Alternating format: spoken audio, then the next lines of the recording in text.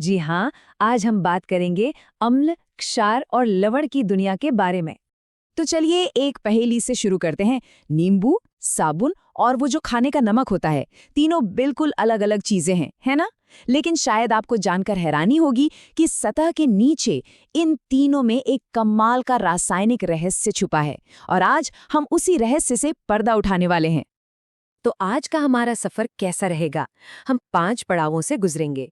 शुरुआत करेंगे अम्लों के खट्टे स्वाद से, फिर बढ़ेंगे क्षारों के चिकने एहसास की तरफ, फिर देखेंगे कि भाई जब ये दोनों आपस में मिलते हैं तो क्या होता है। इनकी ताकत को एक खास पैमाने पर नापेंगे और आखिर में जानेंगे कि ये सब हमारी रोजमर्रा की जिंदगी से कैसे जुड़ा है। तो ठीक है, चलिए कहानी के पहले किरदार से मिलते हैं।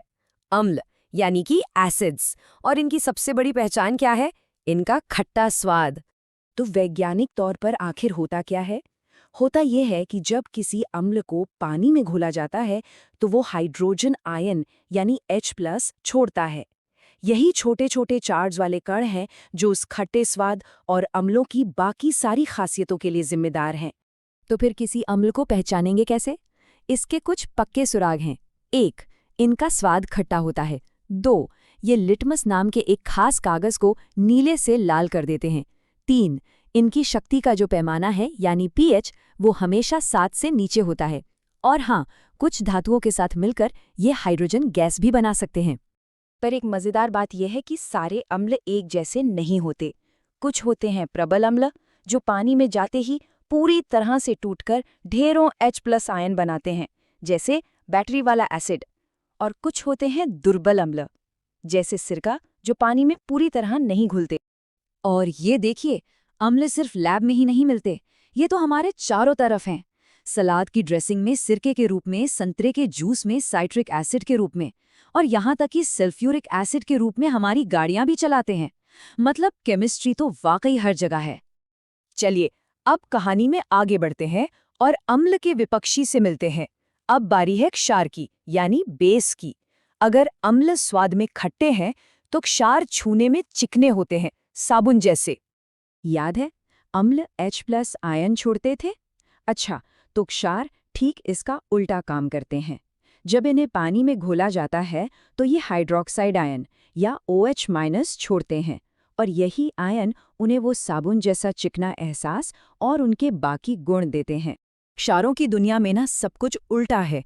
खट्टे के बजाय इनका स्वाद कड़वा होता है। ये लिटमस पेपर को लाल से नीला कर देते हैं, और जहां अम्लों का pH 7 से कम था, वहीं क्षारों का pH हमेशा 7 से ऊपर होता है। और क्षार भी हमारी रोज की जिंदगी में बहुत जरूरी हैं। जिस साबुन का हम इस्तेमाल करते हैं वो सोडियम हाइड्रोक्साइड की वजह से काम करता है। दीवारों पर जो सफ़ेदी होती है ना, वो कैल्शियम हाइड्रोक्साइड है। और हाँ, जब पेट में जलन होती है ना, तो उसे शांत करने के लिए मैग्नीशियम हाइड्रोक्साइड, जो कि एक क्षार है, उसका इस्तेमाल होता है। अब आता है कहानी का सबसे मज़ेदार हिस्सा। क्या होता है जब एक अम्ल और एक क्षार, दो एकदम विपरीत ताकतें आपस में मिलती हैं? तब होती है एक बहुत ही खास रासायनिक अभिक्रिया, जिसे हम उदासीनीकरण कहते हैं। इसे ऐसे समझिए, एक तरफ से आता है अम्ल, मान लीजिए हाइड्रोक्लोरिक एसिड। दूसरी तरफ से आता है क्षार, जैसे सोडियम हाइड्रोक्साइड। जब ये मिलते हैं तो नतीजा क्या होता है? ये एक दूसरे के असर को खत्म कर देते हैं और दो बिल्कुल नई चीजें बनाते हैं। एक लवण, यानी हमारा साधारण नमक, और पानी। तो इस अभिक्रिया से जो लवण बनता है वो सिर्फ खाने वाला नमक ही नहीं है। केमिस्ट्री की भाषा में लवण या सॉल्ट वो हर चीज है जो अम्ल और क्षार के मिलने से बनती है। ये मजेदार क्रिस्टल बनाते हैं और जब पानी में घुलते हैं तो बिजली भी चला सकते हैं। हमने अम्ल और क्षार की शक्ति की तो बात कर ली, पर इसे नापते कैसे हैं? इसके लिए हमारे पास एक बहुत ही काम का पैमाना है, जिसे कहते हैं pH स्केल। इसे समझना बहुत आसान है। ये स्केल 0 से 14 तक जाता है। ठीक बीच में 7 का मतलब है उदासीन, न्यूट्रल, जैसे कि साफ पानी। 7 से नीचे कुछ भी अम्लीय है और 7 से ऊपर कुछ भी क्षारीय। नंबर जितना कम, अम्ल उतना ही मजबूत, और नंबर जितना ज्यादा, क्षार उतना ही ताकतवर। यहाँ देखिए, नींबू का रस लगभग 2 pH पर है, मतलब बहुत ज्यादा अम्लीय। साफ पानी ठीक 7 पर है, यानी उदासीन। और खाने वाला सोडा लगभग 9 pH पर है, मतलब हल्का सा क्षारीय। ये स्केल हमें उस चीज को देखने में मदद करता है जो आंखों से नहीं दिखती। तो अब आता है सबसे बड़ा सवाल, भाई ये सारी केमिस्ट्री की बातें हमारी असली दुनिया में कैसे काम आती हैं? चलिए अब इन सभी कड़ियों को एक साथ जोड़ते हैं। जरा इस स्लाइड पर नजर डालिए, सारी कहानी यही है। सच तो ये है कि अम्ल, क्षार और लवण के बिना हमारा एक दिन भी गुजारना मुश्किल है। पेट में अम्ल खाना पचाता है, बाथरूम में क्षार हमें साफ करता है और मेज पर रखा लवण हमारे खाने को स्वादिष्ट बनाता है।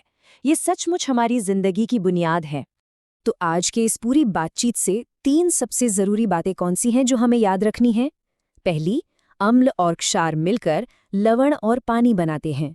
दूसरी, पीएच स्केल हमें बताता है कि कोई चीज कितनी अम्लीय या क्षारीय है। और तीसरी, एक ताकतवर अम्ल और एक ताकतवर क्षार मिलकर एक उदासीन लवण बनाते हैं। तो मैं आपको इसी एक सवाल के साथ छोड़े जाता हूं। अगली बार जब भी पेट में जलन के लिए कोई दवा लें, तो एक पल को रुककर सोचिएगा, क्या आप ये महसूस कर पाएंगे कि असल में आप अपने पेट के अंदर उदासीनीकरण की एक छोटी सी रासायनिक अभिक्रिया कर रहे हैं? सोचने वाली बात है ना? हमारे चैनल ज्ञानू बाबा कार्टून को सब्सक्राइब करें और घंटी आइकन दबाना न भूलें